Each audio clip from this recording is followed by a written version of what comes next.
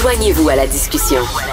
Appelez ou textez le 187 Cube Radio 1877-827-2346. Alors, 2 Canadiens sur 3 sont en surpoids, dont moi. Je fais partie d'un documentaire sur le cancer de la prostate, puis j'ai regardé le premier montage ce matin, où je t'ai interviewé là-dedans. Je me regardais et je disais, oh boy, ça s'améliore pour mon affaire. La télé donne 10 livres, Oui. Richard. Non, mais c'est vrai, c'est Isabelle Huot qui est avec nous, bien sûr. Bonjour Richard, bonjour Stéphanie, Docteur ça en fait plaisir. nutrition, mais c'est J'aurais vrai, ça. pas dit que tu es obèse du tout, par exemple. Non, mais écoute, vraiment, j'étais déprimé, là. Je dis, tabarnouche, OK, j'ai pris du poids ces derniers temps, Mais là. ça, c'est une bonne Oui. question quand même, Isa, que je me pose. Oui. Quelqu'un qui a un bon taux de gras, est-ce que est en surpoids quand même? Qu'est-ce que tu veux dire, un Ben, bon tu sais, je taux veux de gras? dire, parce qu'il y a des personnes qui n'ont pas beaucoup de masse musculaire, qui vont avoir un bon taux de gras, mais qui ne seront pas Tu veux dire nécessairement un- du X large ou du 2X large pour autant. Un pourcentage Ouais. d'adiposité. Oui. Oui. Ben, écoute, dans le sondage, on a vraiment évalué l'IMC, l'indice de masse corporelle, puis c'était quand même inquiétant. On parle de 68% des Canadiens qui sont en surpoids ou obèses. Puis c'est sûr qu'on n'a pas le taux, le pourcentage de graisse corporelle, mais dans d'autres études, on a mesuré le tour de taille. Mais il faut se fier sur le tour de taille ou sur Oui. l'indice de masse corporelle? Ben, dans les données de Statistique Canada, c'est l'IMC. Mais ce qui est le plus important, vraiment, c'est ton tour de taille. Puis je pense à une étude en 2019 où on disait que ça avait doublé le tour de taille chez les Québécois. Et ça, c'est extrêmement inquiétant. Parce que quand le gras est au niveau de l'abdomen, je pense aux femmes en ménopause, je pense aux hommes qui ont tendance à accumuler du gras au niveau du ventre, quand le tour de taille est supérieur à 102 cm, souvent, il y a des problèmes de santé métabolique. Donc, prédiabète, la glycémie est moins belle, hypertension, le cholestérol tend à monter. Puis quand tout ça arrive, ben là, c'est sûr qu'on est plus à risque de maladies cardiovasculaires, de diabète de type 2, plus à risque de maladies d'Alzheimer, notamment chez les femmes. Puis il faut pas oublier que l'obésité est associée à 13 types de cancers, dont le cancer de la prostate. Ben oui. Mais écoute, on est dans une période, Oui. dans une époque Oui. où il faut accepter la diversité corporelle. Puis c'est Oui. correct. Puis il ne faut Oui. pas culpabiliser, Oui. culpabiliser les gens. Puis c'est correct.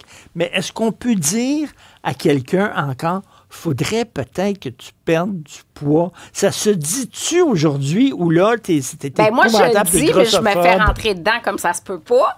Parce que quand il y a quelqu'un qui rentre dans un cabinet médical puis qui a un tour de taille imposant puis qu'il y a un profil métabolique qui est affecté, pour moi, c'est la responsabilité du médecin de lui dire, de lui donner des conseils ou du moins de dire, ben je te donne un billet pour aller rencontrer un ou une nutritionniste pour revoir les habitudes de vie. Parce que on est justement dans le courant, on peut plus rien dire. Même quelqu'un qui veut perdre du poids n'ose plus trop le dire. Ben, il y en a-tu qui, effectivement, par Oui. génétique et tout ça, c'est le corps qu'ils ont, puis c'est le corps qu'ils ont, puis Ou- qui ont beau essayer de faire des efforts, puis tout ça, ils sont prédisposés à avoir ce corps-là. Oui, c'est complexe, l'obésité. On doit se le dire, c'est complexe. C'est sûr que les habitudes de vie, c'est ce qui compte beaucoup. Mais il y a le microbiote qu'on explore de plus en plus, la façon dont on métabolise les aliments, on stocke le gras, varie selon notre flore intestinale, l'environnement obésogène, bien sûr, mais du point de vue individuel, bon, la leptine, la gréline, l'hypothalamus, il y a des choses qui se passent, mais je dirais que le facteur numéro 1, Richard, là, c'est vraiment les habitudes de vie. Puis on est beaucoup... La façon dont tu manges, puis l'entraînement. Puis le sport. l'entraînement. Puis effectivement, c'est la base. Puis il y en a d'autres facteurs, mais on a tendance à vraiment déresponsabiliser l'individu puis dire « Ah, je suis une victime. OK, bien, thanks God, il y a l'Ozempic puis la chirurgie bariatrique. » Non, essayons autre chose avant. Je comprends qu'il y a beaucoup de régimes qui ne marchent pas, puis qu'il y a une partie, la plupart des gens vont reprendre, mais quand on dit la plupart des gens vont reprendre le poids perdu, il y a 20% qui vont le maintenir, le poids perdu, si on parle d'une durée de 1 à 5 ans dans les études. On avait tendance à dire que c'était 5%, mais les vraies données, c'est 20%.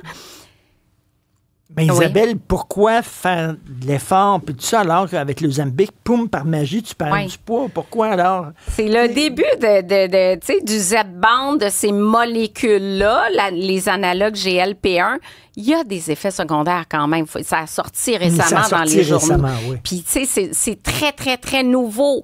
toutes les classes de médicaments qui ont été étudiées pour le traitement de l'obésité, il y en a beaucoup qui ont été retirés du marché parce que, justement, on trouvait qu'il y avait des effets secondaires très importants. Ça a été le cas des années 70-80. Là, c'est tout nouveau. Pour l'instant, ça semble miraculeux, mais faut pas oublier qu'il faut prendre ça à vie parce que dès que tu arrêtes, tu reprends tout le poids perdu.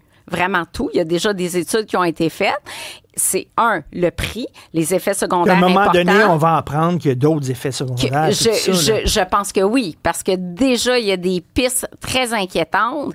Puis la chirurgie bariatrique, même chose. OK, on va perdre 25 du poids, peut-être 35 mais je veux dire, chirurgie bariatrique, c'est à vie, là. Contrôler les portions, une tasse par repas, des effets secondaires aussi. Beaucoup de gens vont reprendre aussi le poids perdu. Fait que peu importe c'est quoi, il y a comme pas de solution miracle. Tu sais, c'est complexe. Je pense qu'il faut aussi avoir un étiquetage approprié. On va avoir un tableau sur, ça s'en vient, le 31 décembre, tableau sur le devant des emballages avec un logo qui va mettre en garde justement pour les aliments transformés. Ben oui.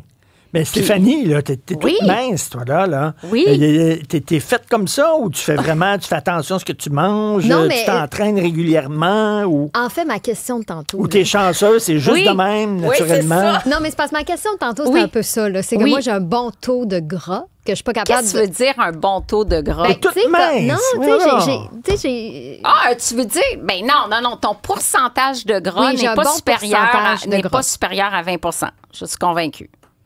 Et je me suis déjà fait traiter de fausse mince par un... Mais voyons donc. Oui, par un aveugle. Parce qu'il y a des minces... Par un aveugle. Par un naturopathe. Mais t'as un point, il y a des minces qui sont pas en bonne santé métabolique. Oui. Tu pourrais avoir ta taille de guêpe puis avoir un cholestérol élevé puis des triglycérides élevés, c'est possible. Oui. Comme il y a des obèses qui sont en bonne santé métabolique, mais ce qui est caché... Donc, on peut être en bonne santé en étant obèse? Oui, sur ton bilan sanguin. Pas de cholestérol, pas d'hypertension, pas de diabète. Par contre, inflammation de bas grade, qui est comme un petit feu qu'on voit pas d'un résultat sanguin, mais qui endommage les cellules, qui endommage la santé à long terme. C'est ça qui est en train de sortir dans les études. Si tu pèses 400 livres puis que ton cholestérol, tout est beau, ben il y a de fortes chances que tu as une hausse du risque des 13 types de cancers associés à l'obésité. Et puis, si on le voit pas dans ton cholestérol, il y a de fortes chances qu'il y ait une inflammation de bas grade qui va endommager tes cellules. Fait que, tu sais, obèse et en santé, j'ai un petit bémol. Donc, action, oui, individuelle. Je change mes habitudes de vie sans trop se taper sur la tête en ayant du plaisir. Faut que ça dure, oui. Faut que ça dure, donc perte de poids durable. Environnement facilitant pour faire des choix sains. Taxe sur les boissons sucrées, comme ça s'est fait au Mexique. Oui. Et réinvestir en subventions pour des fruits et des légumes parce que on le voit dans les gens qu'on le voit en période d'inflation, c'est difficile pour beaucoup de gens. Qu'est-ce qui prend le bord? Les fruits, les légumes. Apprendre à cuisiner les légumineuses, bien moins cher que la viande, mais les gens ne savent pas quoi faire avec. Isabelle, merci beaucoup. Je suis contente de te parler. Puis on va te revoir régulièrement, c'est sûr et certain. Un plaisir. Alors, Stéphanie va finir l'émission. Moi, je m'en vais m'entraîner, je pense. Alors, parce que si toi... On pourrait faire l'émission sur des tapis roulants? Oui. Ah, c'est une bonne idée. Non, mais attends une minute. Si toi, t'es une fausse mince, moi, je suis un phénomène de cirque. Alors, merci beaucoup. Merci.